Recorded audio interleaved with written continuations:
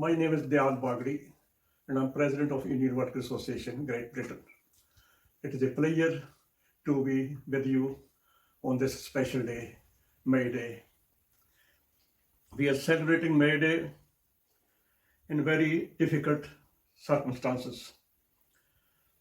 Our thoughts are with the families and loved ones who died in this crisis. We pay tribute to our fellow key workers who are risking their lives so that we survive.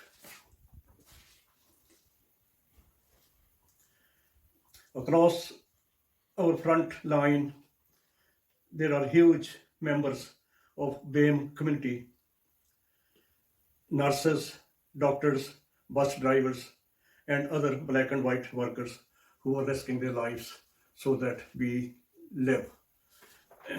The question now is, when we emerge from this crisis, will the politics of cuts, precarious employment, low wages, and privatization be left behind? Many people, including on the right and center, are saying so. I think there is a strong possibility the crisis creates a new chance to contest the consensus, but it isn't automatic. The umpire will try to strike back. Instead, and under a Labour government, we joined the US in mad military wars and reinstitute of torture and left the Palestinians in a worse situation. The 2008 financial crisis really profoundly shook the economic system. The banks were only stabilized by huge bailouts and nationalization. There were widespread protests and talk of new politics. Instead, we ended up making ordinary people pay for the bailout through a decade of austerity. The coronavirus crisis is certainly opening up new possibilities of change, but we will have to be prepared to fight for it. The virus shows that capitalism cannot work without huge help from the state.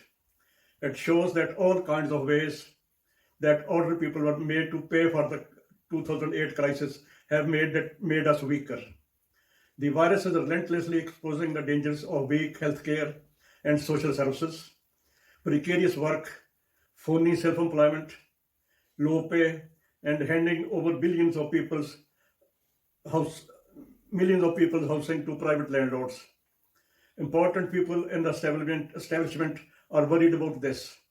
They have issued a note to investors warning that conventional capitalism is dying and the world is headed for something that will be closer to version of communism. According to some analysts, this transition will be marked by cross currents and external shocks.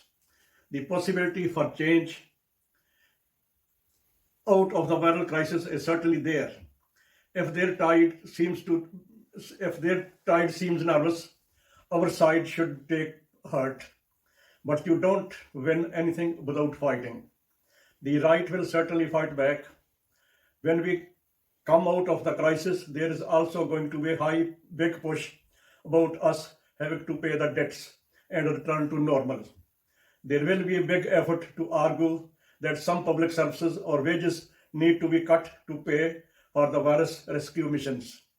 We need to make sure that the state must invest in the people, the employers and landlords must bear costs, not push them onto workers and tenants.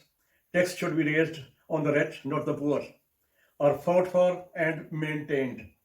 We should also be very wary of the distraction techniques that will be used to try and claw back the right-wing consensus. When the system is under threat, its hangers-on lash out.